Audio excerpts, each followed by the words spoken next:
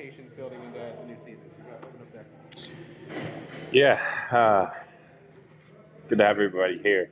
I think we wrapped up the season last year with a sentiment that there was a lot of good inside the roster, but also kind of 4 years that cycle had run its course.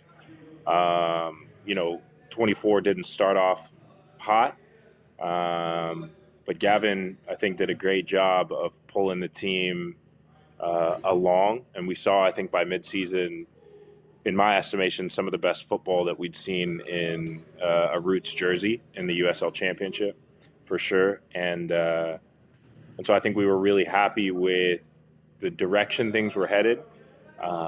What the end of the season kind of proved is that we didn't have a strong foundation to sustain that, right? And I think last season was a lot different than the previous season, where we had a fall from grace in the latter stages.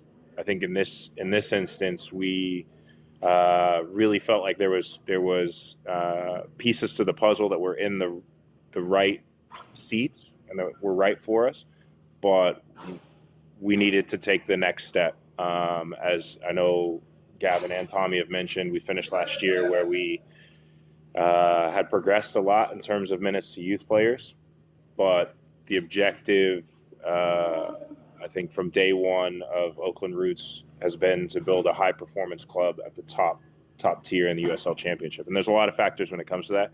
So I think when we came into the offseason, we knew, obviously, first and foremost, getting Gavin, the interim tag removed was really crucial to a lot of decisions that we were making. And I think we hit the ground hard. In my estimation, this is the best offseason that the club has had. There's a tremendous amount of positive energy around the move to the Coliseum, being back in Oakland, and what that means for the club economically, right?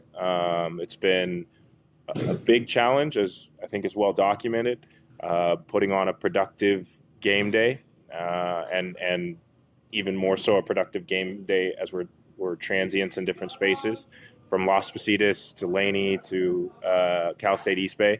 So I think the optimism around being at the Coliseum, a stadium that is a cathedral for sport, but even more so one of the cornerstones of American professional soccer. We needed to put together a staff and a team that would allow us to really start to take the steps towards the top of the podium that we all have been waiting for. And I think we did that.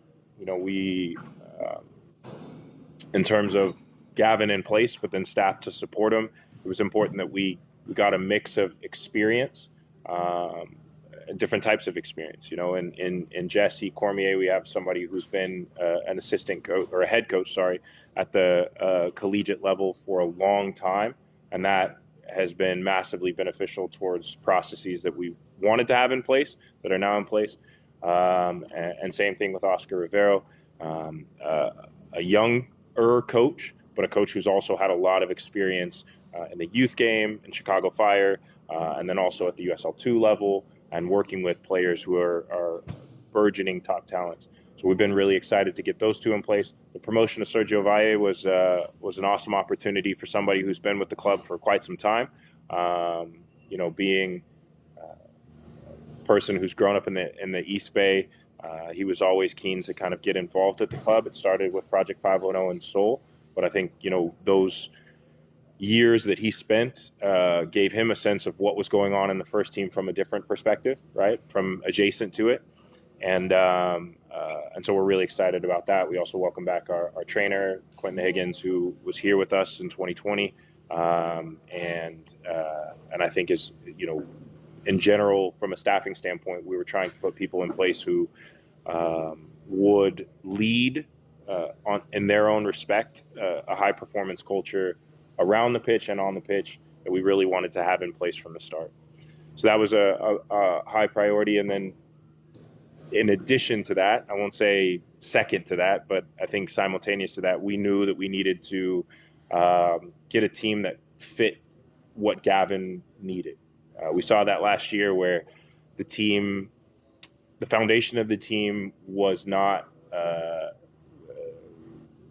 profiles that fit the way that Gavin wanted to play, more up-tempo, quite frankly, more exciting, more energetic, more intelligent, more creative, and less of kind of just in a mid-block and reactive. And I think that we've done a pretty good job so far, to be quite honest. At the base of that, Kendall McIntosh was a really crucial piece. It's been a player who we've been in talks with for years, and I don't think there's been any short of desire to have him here. I think it's just about timing. It's been about timing, but he's a proactive goalkeeper, right? You'll see him off his line. You'll see him really coaching and demanding and driving the team, and that was something that we knew that we needed coming into this year. With the way Gavin wanted to play, but just I think the energy of the group that we want to have, it really starts from having somebody in that role who just off default, I think, brings that type of energy. We also needed some additions in the defensive line. Last year, Hack and Gagi did well, but we had an opportunity to bring Kai back, who's a player who was really top for us, and I think one of the top defenders and leaders in the league. That was very crucial, and we also, I think one of the things that we were talking about, and you'll see this with a couple different players that we've signed, is we wanted players who were coming from winning cultures. So in the case of Abdi and Tyler and Panos, they're players who are familiar with winning the league and winning USL Cup. And they are, and I think we've seen that influence since day one in our preparations for preseason and getting the ball rolling actually on the field. Those types of additions have made a big difference in the spirit of the team, and I expect that it'll continue to translate into 3 points on a regular basis.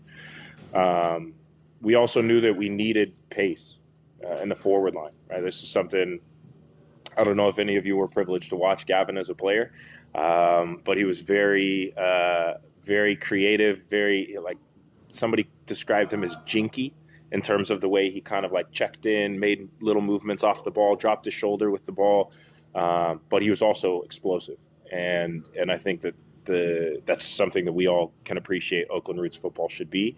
And so we went out and we signed 3 players who, in their own respective way, will likely end up being 3 of the fastest players in the USL. So EJ Johnson, some data tells us that he hit, of all the center forwards in the USL last year, he hit the max speed. Jurgen Damm has been rumored to be one of the fastest players in Mexican national team history. And then same thing with Peter Wilson, who in the country of Norway last year was clocked as one of the fastest players as well. So it was a priority for us to have players that are mobile, to retain players that are explosive. I think last year we didn't see as much from Jose Luis because of the timing, just in terms of his preseason from South America, or his timing of his offseason in South America, coming in, doing a truncated preseason with us, but really being in a fight to kind of climb the table in the latter stages. And he started really well this offseason with those types of players, bringing back Wolfgang, promoting players like Julio Martinez, and the forward line. Like, pace is a priority for us in that forward line, and we know that it's something that'll serve us well in the USL Championship.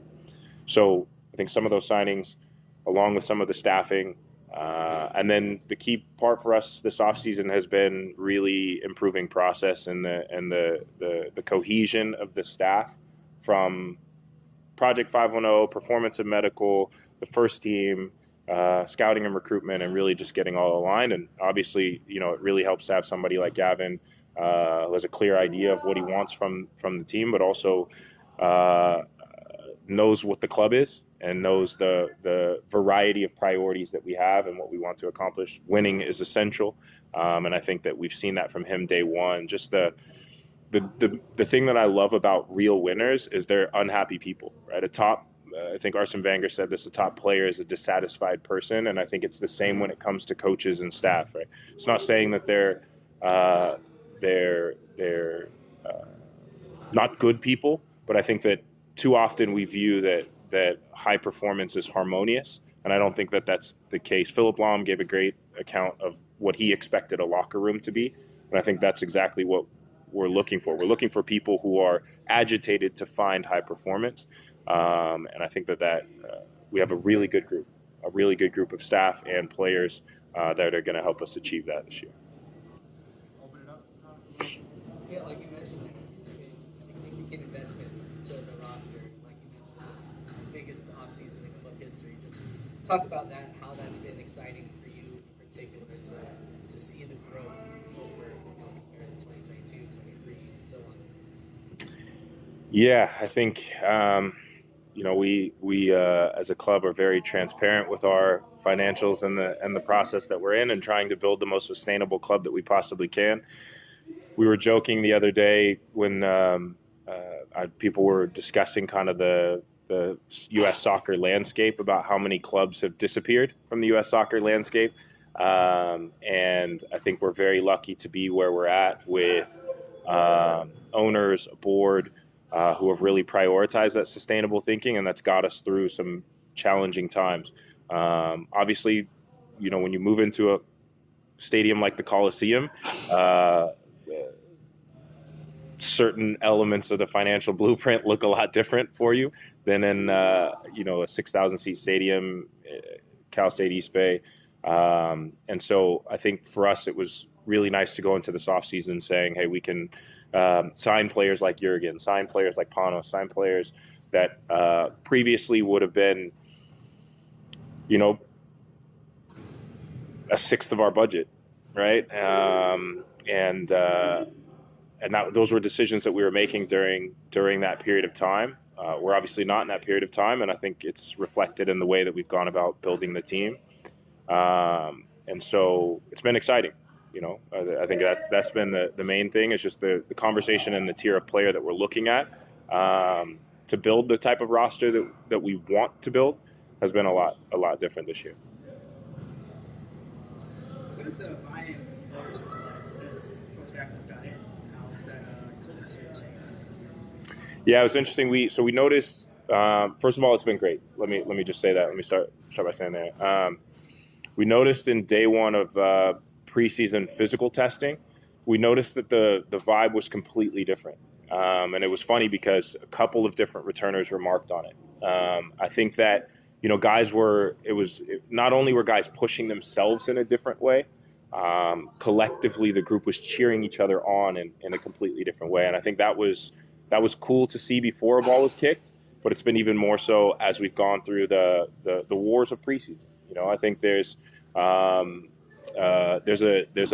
buoyancy, there's a positive energy that he brings that is infectious, and I think the team really reflects that.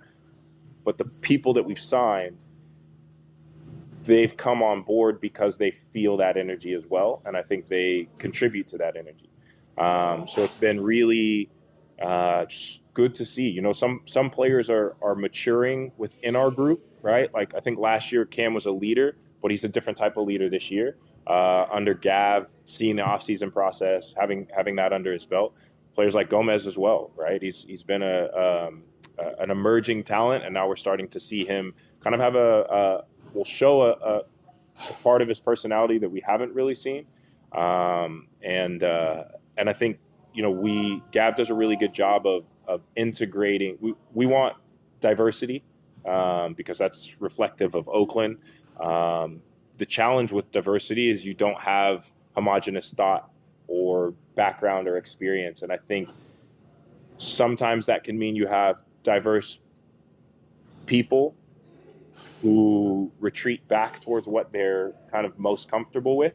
And I think Gav's done a really good job of really creating a culture that celebrates that diversity. And you see, guys that don't speak English or don't speak Spanish still having conversations and still sharing jokes and laughing. And I think,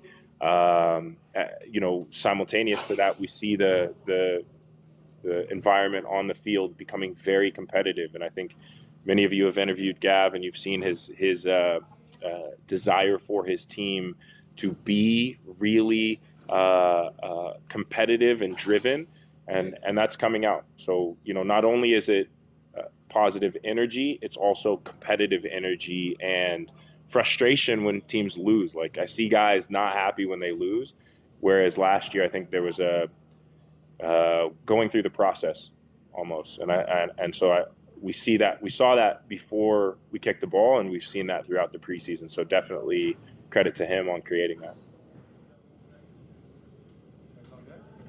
So just wanted to, with regards to the Coliseum and this place, you've probably got some of the best facilities at this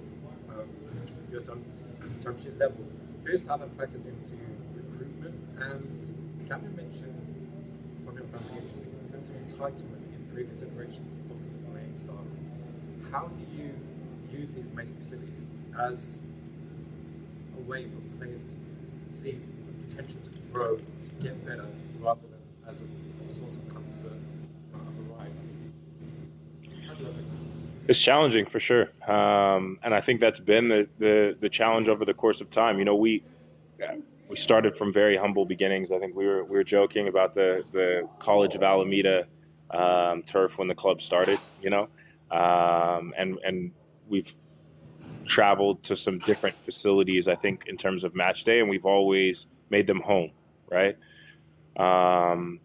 We're excited to be on grass at the Coliseum and to welcome all of Oakland and the East Bay and the Bay Area and Northern California, especially to our home game where we're trying to break a record. I think that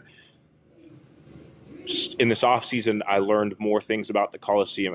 My first game that I went to was an A's game when I was 5 years old. And so I've attended numerous soccer games, baseball games, football games at the Coliseum.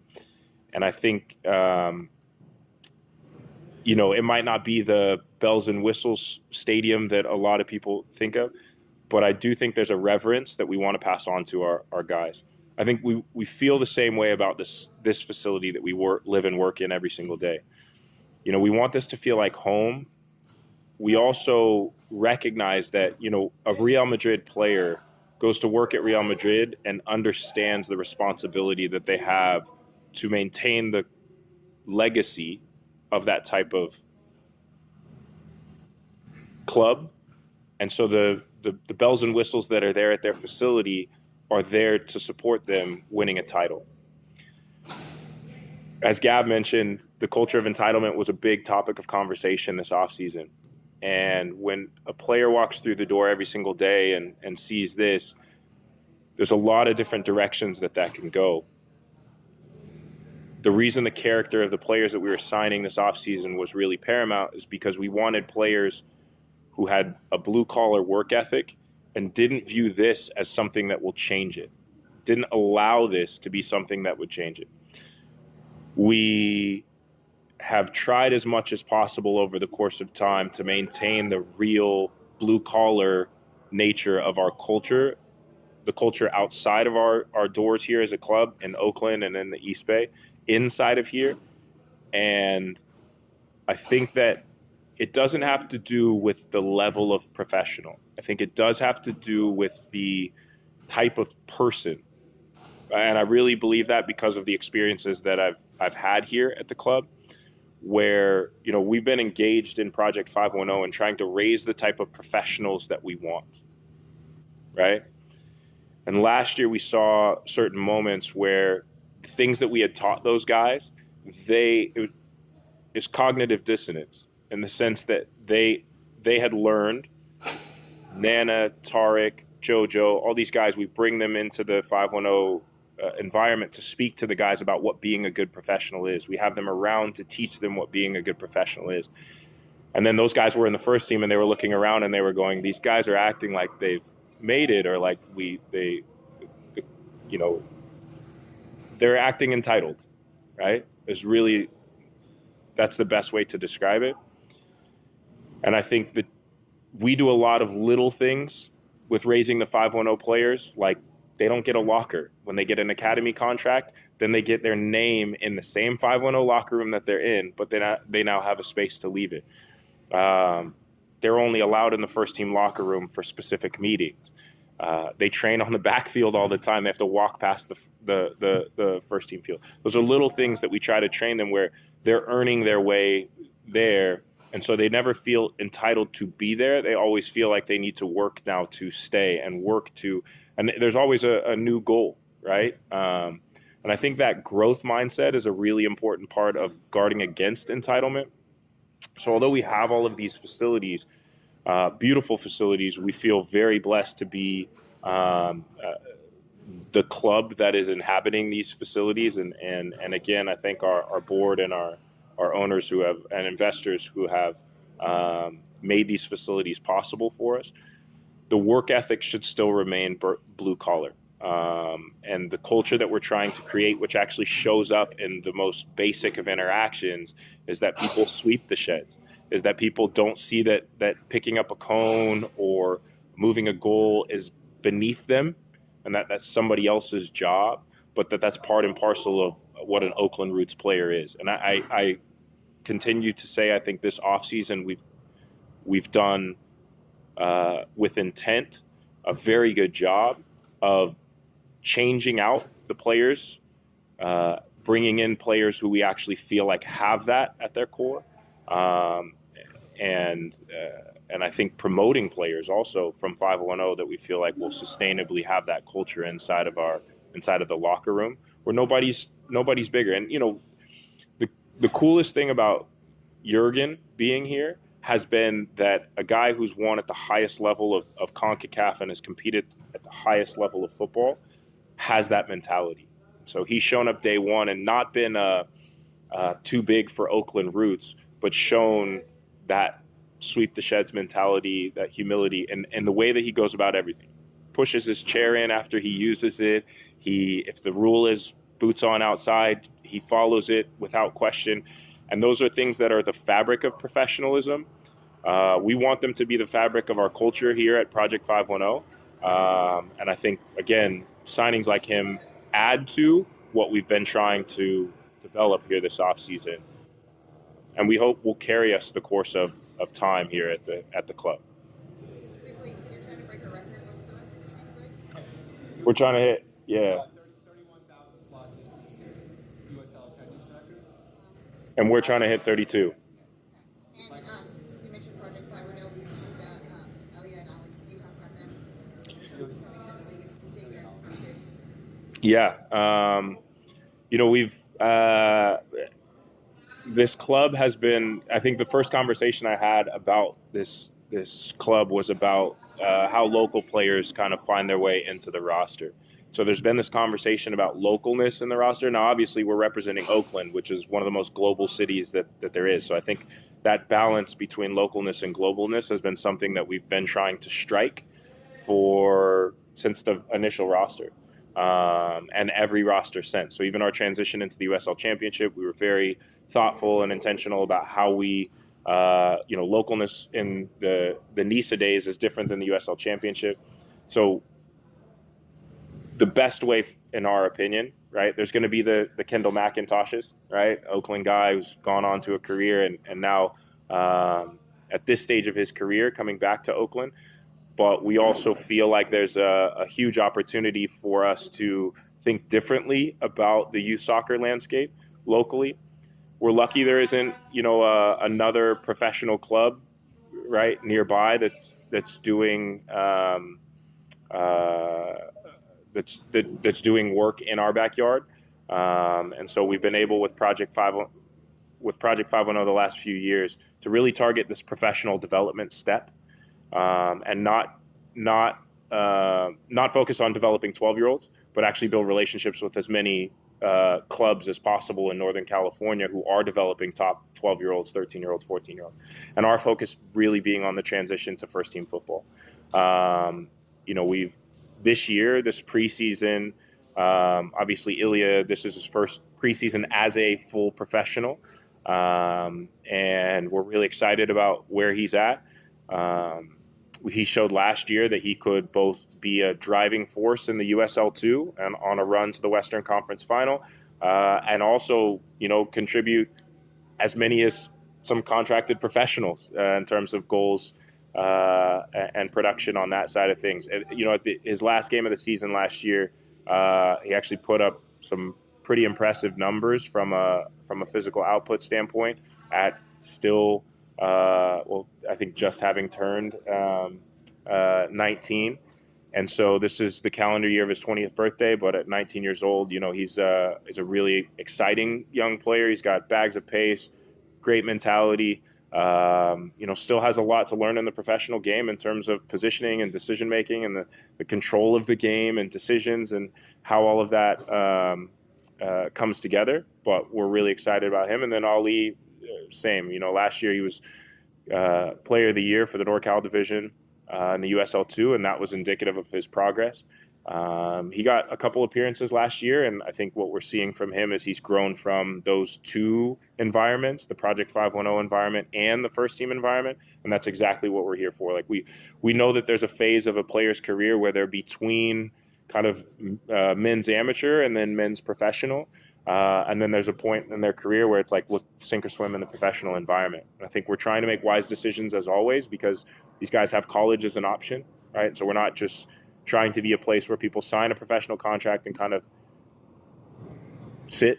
So we try to make these decisions really wisely. But I think what we've shown is that, kids from Oakland, the 510 area code, and adjacent communities that have real high potential talent, this is a great place for them to make that transition, to spend 2 to 3 years in our environment, transitioning from youth soccer through men's amateur and into men's professional. And I think that this year, Gav, his first game in charge, he gave a bunch of debuts to these guys last year. And it was a hallmark moment, I think, for the Project 510 because you never know, academies often, you don't know the production until it's called on. And I think in that game, you have Ilya, Kamier, Ali, and Kieran got in. Like there's a few of those that now we're seeing the next steps of their career happen since that mark. And so we're really excited about what this year looks like. Thanks, guys. Move on to some players now. Got it wrapped up. Thanks, Al. You guys want to start your re-recording? I can introduce you to the next